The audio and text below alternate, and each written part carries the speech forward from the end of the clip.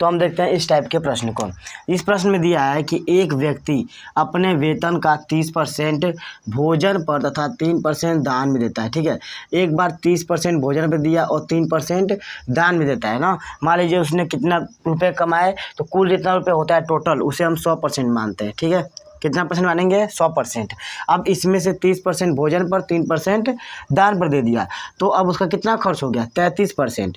तो 33% घटाएंगे तो कितना आएगा? देखिए 7 और ये 6, मतलब कि 67% उसका वेतन में से पैसे बचे। ठीक, अब दिया है आगे कि यदि वह इन दोनों पर कुल इतने रुपए खर्च करता है, कितने, मतलब कि ये 30 और 33% मिलाकर ये परसेंट के रूप में 33%, और वह कुल रुपए कितने खर्च किया? 2310 भोजन और दान दोनों मिलाकर। ठीक है, ये याद रखिए क्या लिखा है? दोनों पर, इन दोनों पर, मतलब भोजन और दान पर कुल 2310 रुपये खर्च करता है। ये रुपए में आ गया और ये परसेंट में आ गया, दोनों बराबर है। ठीक है, दोनों को बराबर कर दीजिए। पूछा है तो बचत क्या है, तो हमारी बचत कितनी है? 67%। तो पहले हम 1% का दाम निकालेंगे, फिर 67 से गुणा कर देंगे तो आ जाएगा 67% का दाम। ठीक है, तो निकालते हैं 1% का दाम। 2310 बटा में 33। ये देखिए 33 के टेबल में 7 बार में 231 आ रहा है। कैसे? 7 तीली 21 का 1 हासिल लगा 1 ना, 1 अंक आ गया, इसलिए हमने अंदाज लगा लिया। तो 33 से 7 बार में 0 बचा, 70 हो गया, यानी कि 1% बराबर 70 रुपये ना। देखिए जो 1% है वो 70 रुपये के बराबर है। कुल धन 100% है, यानी कि कुल धन कितना होगा? 7000 रुपये ना। तो अब हम निकालेंगे कि कितना धन बचा। तो बचा है परसेंट के रूप में 67%, और रुपए कितने होते हैं? 1% का दाम कितना है? 70 रुपये। तो हम 67% का निकालते हैं। 67% होगा 70 गुणे 67, तो 7 से गुणा कर दीजिए, 0 लगा देंगे। 7 7 49 का 9 से लगा 4, 7 6 42, 4 46, 4690 रुपये उसके क्या हुए? बचे। ठीक है, हम अगले टाइप के प्रश्न को देखते हैं।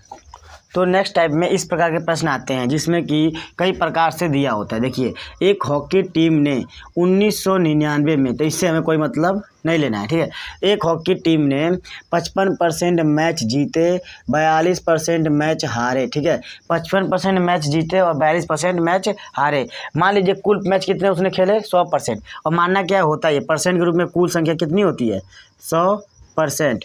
तो उसने कुल मैच मान ली 100% खेले, जिसमें 55% मैच जीते। ठीक है, और 42% मैच हारे। ठीक, तो कितने परसेंट मैच हो गए?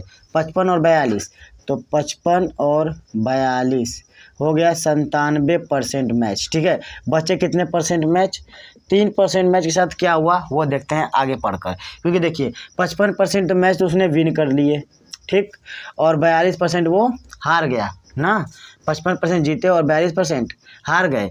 97% कुल मैच खेले जिनमें से 55 जीत गए और 42% हार गए। बचा 3%, 100 में से 3% मैच बचे। अब इनके साथ क्या हुआ आगे देखते हैं क्या लिखा है कि 12 मैच बराबरी पर। ठीक है, 12 मैच, अब देखिए परसेंट हटा दिया, परसेंट के बाद अंकों में दिया है 12 मैच बराबरी पर तथा 3 मैच वर्षा के कारण रद्द हो गए। तो देखिए 12 3 कितना हुआ? 15 मैच, ये गिनती हो गई ना, ये क्या हो गई? अंकों में, गिनती में 12 मैच और 3 मैच 15 मैच, ये हुए क्या? 12 3 15 गिनती में हो गए, और ये 3%, इन्हीं को हम 3% कहेंगे। क्योंकि देखिए 97 के बाद 3% बचे मैच यही थे, जिनमें से कुछ परसेंट बराबरी पर, कुछ परसेंट मतलब 12 बराबरी पर और कुछ परसेंट वर्षा का रद्द हो गए। तब इन तीनों, इसको और इन दोनों के योगफल को बराबर करेंगे तो हमें 1% का मान पता चल जाएगा। ठीक है, तो 3% बराबर 15 मैच। 15 क्यों? क्योंकि दोनों को जोड़ना है, क्योंकि 3% इसमें से शेष बचा और शेष जितनी संख्या को दिया अंकों में उसे हमने जोड़ दिया। तो देखिए 3% बराबर 15, तो 1% बराबर 15 का भाग देंगे 3 में, तो 1% बराबर 3 5 15। ठीक है, तो मतलब 1% का मान क्या है? 5। यानी कि उन्होंने कुल कितने मैच खेले? 500 मैच खेले, जिसमें से 55% मैच जीते और 42% मैच हारे। पूछा गया है कि टीम ने कितने मैच हारे, तो 42% हारे, तो हम 42% का निकाल लेंगे। 42 किसका गुणा करेंगे? 1% के दाम में। 42% बराबर 42 गुणे 5, क्योंकि 1% बराबर 5, तो 42% बराबर 42 गुणे 5 गुणा करिए, 5 दूना 10 का 0 चलेगा 1, 5 चौके 20 21 210, यानी कि उसकी टीम ने 210 मैच हारे। ठीक है, तो हमारा अगला टाइप इस प्रकार का है कि किसी पुस्तकालय में, ठीक है, क्या दिया है, किसी पुस्तकालय में 40% इंग्लिश, शेष पुस्तकों में से 40% हिंदी। ये देखिए शेष वाला प्रश्न। तो शेष वाले प्रश्न में हम किस दूसरे प्रकार से करते हैं, कैसे, तो मानेंगे पहले तो 100% क्या है, कुल किताबें कितनी हैं, 100%। ठीक, अब दिया है कि किसी पुस्तकालय में 40% इंग्लिश ना, तो 100 में से 40 हो गई, 40% कौन सी हो गई, इंग्लिश ना, 40% इंग्लिश से क्या हो गई, पुस्तकों में से। ठीक है, 40% इंग्लिश शेष पुस्तकों में से। अब जो शेष बची, शेष कितनी बची, 60%। ठीक, क्या दिया है कि किसी पुस्तकालय में 40% इंग्लिश, ठीक, शेष पुस्तकों में से 40% हिंदी, तब शेष मतलब कि शेष बची 60% ना, 100 में से 40 तो इंग्लिश हो गई, शेष बची 60%। अब इसमें से क्या है, इसमें से हिंदी है कितनी, 40%, मतलब कि 60 का 40%। अब हमें 60 का 40% निकालेंगे, वो होगा हिंदी की। ये नहीं कि सीधा 40 फिर लिख दें हिंदी के लिए, क्योंकि ये देखिए लिखा है शेष पुस्तकों में से 40%, तो शेष 60 में से 40% कौन है, हिंदी है। तो 60 का 40 निकालिए, 60 का 40 का मतलब गुणा परसेंट, 40% मतलब बटा में 100। देखिए 4 5 20 4 6 24 है, मतलब कि कुल 100 में से, कुल में से 24% हिंदी है। ठीक, और शेष क्षेत्रीय भाषा कितनी हो गई, 60 में से 24 घटाएंगे, ये नहीं कि 100 में से 24 घटाएंगे, क्या 60 में से ही 24, क्योंकि 60 का एक टुकड़ा में 24 निकाला है ना, तो 60 में 24 घटाइए तो आ गया 6, और ये गया क्या, तो बचा 5 में 3, यानी कि 36% क्या हो गई, शेष क्षेत्रीय भाषा है। अब हमें अंकों में कोई अंक दिया होगा, देखिए शेष पुस्तक क्षेत्रीय भाषा में है, तो ये हो गया क्षेत्रीय भाषा, क्षेत्रीय भाषा। ठीक, अब दिखाए यदि हिंदी में कुल 4800 पुस्तक है, कितनी हिंदी में कुल, तो हिंदी में परसेंट के रूप में कितनी है, 24%, और संख्या के रूप में कितनी है, 4800। ये प्रतिशत रूप और ये अंक रूप दोनों क्या है, बराबर होते हैं, तो 24% बराबर 4800। ठीक, अब हम 1% का मान निकालते हैं, 1% बराबर 4800 बटा में 24, 24 दूना 48 और 2 0 और।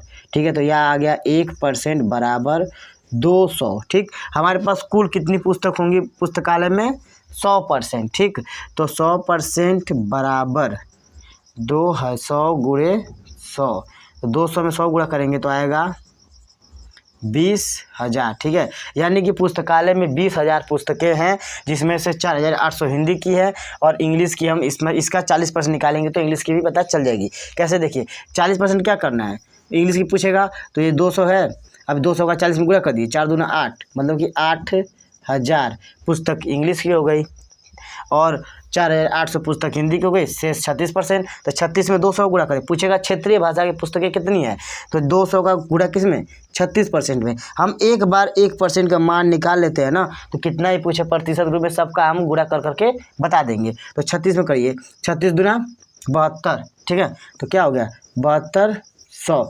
7200 पुस्तकें किसकी हो गई, क्षेत्रीय भाषा की। अब देखते हैं अगले टाइप के प्रश्न को। अगले टाइप में हम इस प्रकार के प्रश्नों को सॉल्व करेंगे। प्रश्न दिया है किसी परीक्षा में 60% विद्यार्थी गणित में, ठीक है, कितने 60% विद्यार्थी गणित में, 70% विद्यार्थी अंग्रेजी में, और 50% विद्यार्थी दोनों में। तो सभी परसेंट को जोड़ेंगे तो देखेंगे कि 100% से पार हो गया, यानी कि ये सभी की कल्पनाएँ किस में की गई हैं, 100% के अंदर ही, मतलब कुछ विद्यार्थी जो है 50% इन दोनों में। तो हम इस प्रकार के प्रश्नों को पाई चार्ट के हिसाब से करते हैं, देख गोला वाले से। ठीक है, सर्किल पर मान लेते हैं ये पूरा सर्किल किसके लिए है, 60% गणित वालों के लिए। ठीक है, 60% गणित वालों के लिए। अब कहा है 70% अंग्रेजी में, जो कि दोनों में से 50%, तो इसको हम इस तरह कवर कर लेंगे ना, क्योंकि देखिए 50% दोनों विद्यार्थी ना दोनों विषय में पास हुए। ठीक, 50% दोनों विषय में पास हुए, इसलिए हमें इस सर्किल को काटना पड़ेगा। ये किसका हो गया, गणित का, और ये हो गया अंग्रेजी का ना। ये पूरा 60% टोटल एक सर्किल का, लेकिन पूरे गणित में पास हुए व्यक्ति कितने हैं, 60%, और इंग्लिश में पास हुए 70%, दोनों में पास हुए 50%। यही दोनों के लिए क्या है, कॉमन है ना। तो अब देखिए इसमें ना केवल गणित नहीं दिया है, क्या है कि गणित में पास के 60% विद्यार्थी गणित में पास हुए हैं। इसका मतलब ये 50% को लेकर जोड़ा है 60%, यानी केवल गणित में कितने परसेंट पास हुए हैं, केवल गणित, ठीक है, केवल गणित में कितने परसेंट, 10%, यानी कि 10% केवल गणित में पास है, इंग्लिश में फेल है। ठीक, अब हम यहाँ देखते हैं कि इंग्लिश में केवल कितने पास है और मैथ में कितने फेल है। तो यहाँ देखिए 50% दोनों में कॉमन है और ये 70%, तो दोनों घटा देंगे, क्या करेंगे, घटा देंगे, क्योंकि 50% वो हैं जो मैथ में भी पास है और इंग्लिश में भी पास है। ठीक, तो हम 50 इनमें से निकाल देंगे तो बचेगा कितना, 20%, यानी कि केवल और केवल 20% ही है जो इंग्लिश में पास है और मैथ में फेल है, और ये 10% है जो मैथ में पास है और इंग्लिश में फेल है, और 50% वो बच्चे हैं जो दोनों विषयों में पास है। अब देखिए दोनों सबको जोड़ने पे कितना आता है, 50%, 70% और 80%, मतलब कि कुल कितने बच्चे पास हुए किसी न किसी विषय में, 80% बच्चे किसी न किसी विषय में पास हुए हैं, और दोनों विषय में फेल बच्चे कितने हैं, 20%, क्योंकि कुल कितना होता है 100%, तो 100 में से 80% किसी न किसी में पास है, या तो इंग्लिश में, या तो हिंदी में, या तो इंग्लिश में, या तो मैथ में, या तो दोनों में। कितने परसेंट, 80% में से कुछ बच्चे इंग्लिश में, कुछ परसेंट गणित में, या तो दोनों में पास हैं। अब बचते हैं 20% जो न इंग्लिश में और न गणित में और न ही दोनों में, किसी में पास ही नहीं है, 20% एकदम फेल है।